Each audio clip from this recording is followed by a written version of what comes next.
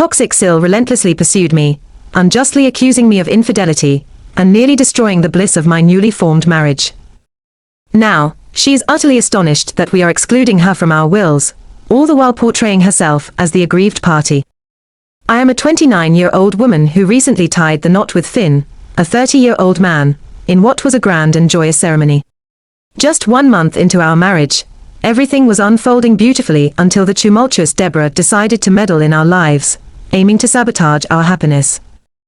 To provide some background, Finn has a younger sister named Deborah, who is 28 years old and going through a divorce. While I share a harmonious relationship with Finn's parents, my interactions with his sister have always been strained. Deborah is exceedingly negative, manipulative, and toxic in her behavior.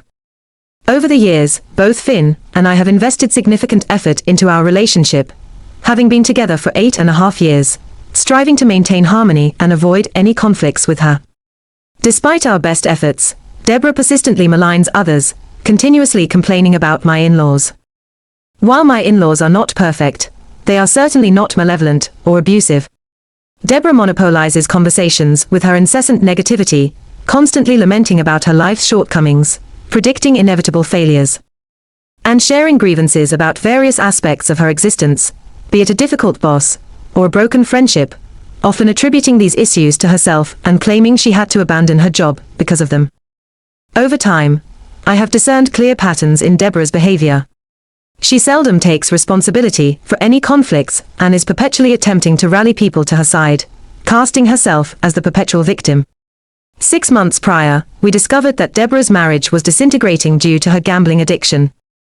This revelation was shocking, as no one had been aware of her gambling activities. She had ingeniously concealed this habit from everyone, using it to covertly repay her debts with funds borrowed from her ex-husband. However, her ex-husband eventually uncovered the truth when substantial amounts of money started disappearing, leading him to confront her. Despite his efforts to encourage her to cease gambling, Deborah remained unresponsive. Ultimately, he had no alternative but to divorce her. This event only exacerbated her already difficult demeanor, as her addiction deeply affected her personality. The divorce not only failed to improve her situation, but also intensified her problematic behavior, casting a dark shadow over any prospects of her rehabilitation. Throughout this tumultuous period, I have consistently endeavored to remain neutral and supportive in my interactions with Deborah, fearing that any misstep might provoke her ire. Living across the country, our interactions were limited to once or twice a year. However, as soon as Finn and I became engaged, Deborah's behavior towards me took a drastic turn. It began with her abruptly leaving the room upon hearing our engagement announcement during the previous Christmas season. Later, she offered a tentative apology, explaining that our engagement had stirred painful memories of her own failed relationships. Despite her initial hesitance, she agreed to be a bridesmaid at our wedding, ostensibly showing her support, though underlying tensions remained palpable. Instead of maintaining a cordial relationship, Deborah gradually became dismissive, ignoring me whenever our paths crossed. Strangely, she remained deeply involved in all wedding-related activities. Whether I was selecting my wedding dress or hosting my bridal shower, Deborah vocally criticized every aspect of the wedding planning process. Both Finn and I confronted her about her inappropriate behavior, but our efforts proved futile. In an attempt to address the situation calmly, I gently approached her, expressing my discomfort with conflict and inquiring if I had done anything to upset her. She outright denied any wrongdoing and dismissed my concerns.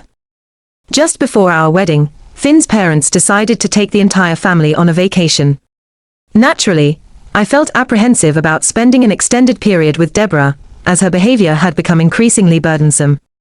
As anticipated, during the vacation, Deborah was in an exceptionally foul mood. She lashed out at everyone for seemingly trivial reasons, such as demanding that we rearrange the furniture in our Airbnb, because she disliked their placement. Finn's parents and my partner often enabled her irrational behavior, fearing her temper and acquiescing to her demands in hopes of appeasing her. After a few days, I became weary of her incessant negativity and attempted to keep a low profile.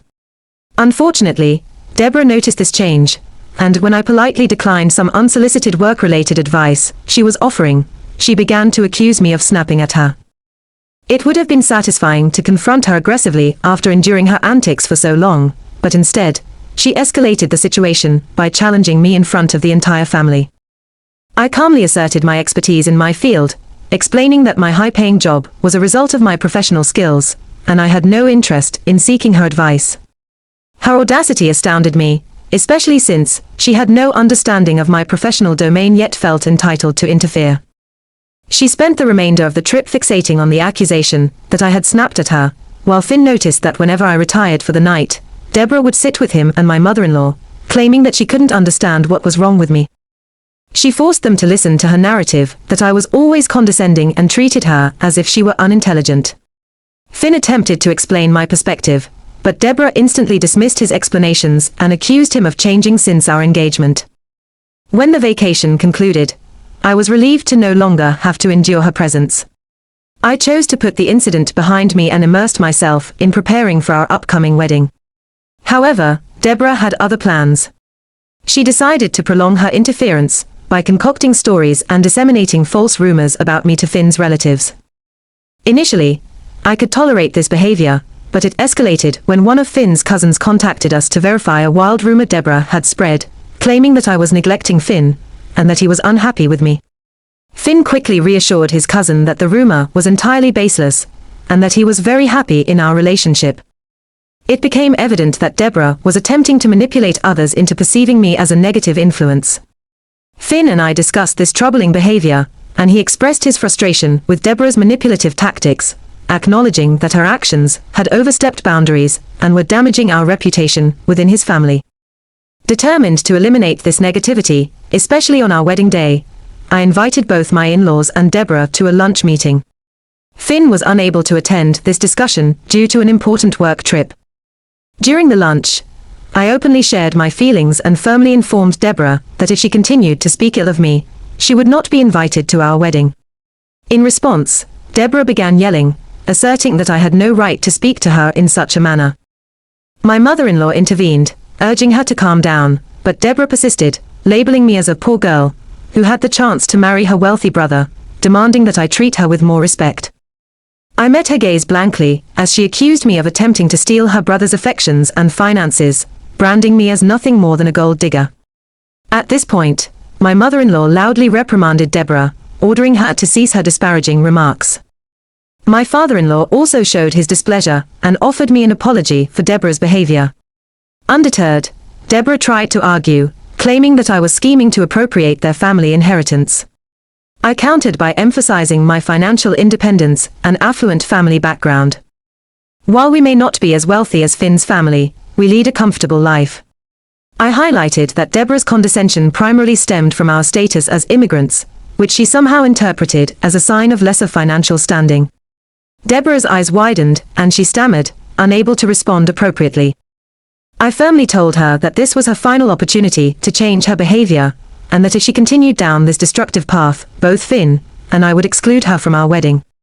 Though she was visibly angry, she had no further remarks. After that intense conversation, I returned home feeling emotionally drained. When Finn returned from his work trip, he sensed that something was amiss and inquired about what had happened. I recounted the details of my confrontation with Deborah, and he was visibly shocked by the nature of her accusations. His anger surged as he realized that Deborah had no justification for her claims. He immediately contacted his parents, and together, they decided to investigate the root of her erratic behavior. They discreetly reached out to some of Deborah's friends to uncover the truth, only to discover that she was still deeply entangled in her gambling addiction. This revelation was alarming, especially for her parents, who had granted her access to their bank account. They feared that Deborah would deplete their savings to fuel her addiction. Finn then took the initiative to have a serious conversation with Deborah, urging her to seek help for her gambling problem. However, Deborah remained obstinate, refusing to acknowledge that she had a significant issue. The situation grew increasingly chaotic when Finn's parents decided to revoke her access to their bank account. In a fit of rage, Deborah stormed into their home, berating them and accusing them of betrayal. She insisted that her gambling was a personal matter, and that her parents had no right to interfere, making wild claims that they were attempting to control her life. The confrontation escalated into a tumultuous scene, with emotions running high and no sign of Deborah calming down. Finn shared with me how worried he was about her actions and the toll they were taking on his family. His parents were at a loss, contemplating various interventions, counseling, and support groups, all of which Deborah was unlikely to accept. A few weeks following this incident, Finn's parents invited both of us to dinner, signaling that a serious discussion was imminent. As we sat around the table, their expressions were grave. They expressed their growing concerns about Deborah's gambling addiction, fearing that it would lead her to squander the family's wealth. They explained that, to prevent her from perpetuating her destructive habits, they were considering excluding her from their inheritance. Finn attempted to argue that this might be unfair, emphasizing his love for his sister despite her behavior. I echoed Finn's sentiments, believing that Deborah deserved an equal share of the inheritance. However, Finn's mother interrupted us, nervously revealing that some of her treasured grandmother's jewelry had gone missing. The disappearance of these valuable items prompted them to review CCTV footage, which clearly showed Deborah entering their bedroom and stealing the jewelry from the locker. The room fell into stunned silence as we grappled with the gravity of this betrayal. Finn's parents shared that they had attempted to confront Deborah about the theft, but she had refused to accept responsibility despite the evidence. This was the catalyst for their decision to exclude her from their inheritance. Finn was taken aback by this revelation, but understood the seriousness of the situation. It was clear that Deborah's actions had not only damaged our family relationships, but were now imposing a financial strain on his family. We realized why his parents were contemplating altering their wills to ensure that Deborah would no longer have access to their assets. It was a difficult, but necessary decision to protect their financial stability and the future of the family. Finn and I stood by his parents, recognizing that safeguarding everyone's interests was paramount. In the days that followed, Finn and his parents consulted legal professionals to navigate the complexities of amending their wills, determined to find a robust solution that would protect their assets without allowing Deborah to contest the changes. As our wedding day approached amidst this ongoing family turmoil, I immersed myself in the whirlwind of wedding preparations. My days became a hectic blend of fittings, decorating, and attending to last-minute details. Unexpectedly, Deborah began to interfere once more with our wedding plans. Whether I was selecting my dress or hosting my bridal shower, she voiced loud criticisms about every aspect of the wedding planning process. I once again found myself confronting her about her disruptive behavior, approaching her gently despite my aversion to conflict. As the wedding day drew nearer, Deborah's negativity persisted, yet our ceremony unfolded beautifully. The venue was transformed with abundant flowers and intricate decorations, creating a magical and enchanting ambience. Surrounded by friends and family, Finn and I exchanged heartfelt vows, solidifying our commitment to one another. Despite the joyous atmosphere, a lingering sense of unease remained as I couldn't ignore Deborah's distant and displeased demeanor. She sat in a corner with a scowl that masked her true feelings, casting a shadow over the festivities. Nevertheless, the love and support from our guests overshadowed her negativity, making our wedding day a treasured memory despite the challenges we faced. After an idyllic honeymoon, we returned home and settled back into our everyday routines. Work and daily responsibilities took precedence, and life seemed to return to normal. However, unexpectedly, Deborah did something that reignited the turmoil in our marriage. She invited herself to dinner with us, expressing that she missed us and hadn't seen Finn in a long time. Finn asked if I was comfortable with her joining us, and although I was reluctant, I agreed to avoid appearing rude. During the meal, Deborah abruptly began discussing her disdain for unfaithful partners, labeling cheaters as nothing more than worthless individuals. Her conversation took a bewildering turn when she stared directly at me and questioned how it felt to be a useless piece, furrowing my brows in confusion as she started accusing me of having an affair with my co-worker, Matt. She produced several photos she had taken of me and Matt, waving them around as supposed evidence of our supposed infidelity. I knew that I had never been unfaithful to Finn. Examining the pictures, it was clear that they were innocent snapshots of us having coffee or lunch together, sometimes necessitated by the long queues at my workplace cafeteria, leading Matt and me to grab quick meals outside. Deborah had distorted these benign moments into fabricated proof of an affair, completely detached from reality. Her baseless accusations infuriated me, as she attempted to tarnish my reputation and strain my relationship with Finn. Before I could respond, Finn, who was visibly shocked and upset, intervened to defend me.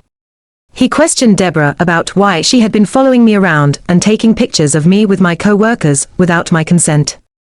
Deborah attempted to justify her actions by claiming she was investigating me to ensure I wasn't trying to take Finn's money. Finn firmly told her that her allegations were unfounded and that she was creating unnecessary drama. He tried to reason with her, urging her to stop spreading lies and harming our relationship. However, Deborah remained unyielding, continuing to accuse me of cheating and manipulating Finn. She went as far as to claim that her only intention was to protect him from me, asserting that I was merely a gold digger. The tension in the room escalated as her accusations grew more intense. Then, she produced a screenshot of a supposed conversation she had with an employee from my workplace on Facebook. In this screenshot, Deborah had asked the employee if Matt and I were having an affair, and the employee had responded that we seemed suspiciously close, implying it might be possible. She shoved this screenshot in Finn's face, insisting that he needed to protect himself and portraying me as a threat to our marriage. Finn looked perplexed as he glanced at the screenshot, his expression reflecting confusion and doubt despite my sincere assurances that the photos were innocent. Caught between family loyalty and conflicting narratives, Finn began to question me, asking if there was any truth to Deborah's accusations. I was utterly shocked that he would even consider such a question, as I had never given him any reason to doubt my fidelity throughout our entire relationship. Deborah continued to taunt me, suggesting that I was speechless, because I knew her accusations were true, and that I had been caught in my own lies. Enraged, I yelled at Deborah to leave our house, but Finn intervened, insisting that I could not speak to his sister in that manner. Taken aback by his stance, I told him that if he did not believe me, he was free to leave the house with Deborah, as there was nothing more I could do to change his mind. The tension in the room was palpable as Deborah persisted in her relentless accusations, claiming that I had stolen Finn to live a luxurious life, and that I never truly loved him. Her words fueled my anger, making it hard to fathom just how far she would go to fabricate such absurd lies to sabotage our marriage. Realizing I had nothing left to lose, I turned to Deborah with a smirk, pointing out her unhealthy obsession with her brother and how she was going to extreme lengths to manipulate situations. She attempted to deny it this time, but I interrupted her, expressing how disheartening it was that her own family did not share her obsessive interest in other people's lives. I then revealed that Finn and his parents had decided to amend their wills, potentially redirecting the entire family inheritance away from her. Deborah's expression shifted from furious anger to a mix of disbelief and shock, as she struggled to comprehend the revelation about her family potentially altering their wills. The room fell silent as the gravity of the situation sank in. Finn tried to signal me to stop the conversation, likely feeling remorseful, but I reminded him that moments earlier, he had sided with Deborah, blaming me for an imaginary affair. I asserted that he had no right to ask me to cease my stance. Caught in the crossfire of family drama and unfolding revelations, Finn looked like a deer caught in headlights, exchanging uneasy glances with both Deborah and me. The atmosphere was thick with tension as everyone grappled with the sudden turn of events. I then told both Finn and Deborah to leave the house, declaring that I had had enough of their drama and could no longer tolerate it. I informed Finn that he should not return until he apologized for believing his sister's unfounded accusations. Finn did not argue and escorted Deborah out of the house. Since the incident, my in-laws have been reaching out with concerns. I have not responded to their messages or picked up their calls, feeling emotionally exhausted by what transpired. In sharing the truth with my problematic sister-in-law, I realized the toll it had taken on my marriage. Update 1 ***. Thank you to everyone who commented on my post. Following your advice, I decided to file an HR complaint against my co-worker, who had apparently discussed my alleged affair with Matt with Deborah. I haven't contacted this co-worker directly because I lack the energy for further confrontations. Contrary to some comments, I don't believe Deborah is capable of fabricating an entire screenshot on her own, as she doesn't possess the intelligence for such deceit. I am hopeful that the truth will emerge when our HR department confronts my co-worker about the fabricated screenshot. Update 2 ***. It has been a week since Deborah attempted to ruin my marriage, and it has been nothing short of hellish. Thank you to everyone who offered comfort and support. I'm still somewhat in limbo, having only slept a few hours each night, and desperately needing some quiet rest days. HR finally addressed the issue with my co-worker, discovering that Deborah had fed her distorted stories, leading her to believe the fabricated narrative about Matt and me. The co-worker immediately admitted her mistake, acknowledging that she had fabricated the story, thinking it wouldn't have any repercussions. Our workplace, known for its strict policies against gossip, reprimanded her severely, resulting in a 1-month termination. This incident served as a lesson for everyone about the severe consequences of believing and spreading baseless rumors. This not only cleared my name, but also highlighted how destructive false information can be. Finn had tried to reach out to me several times over the week, and yesterday, I finally agreed to sit down with him and his parents.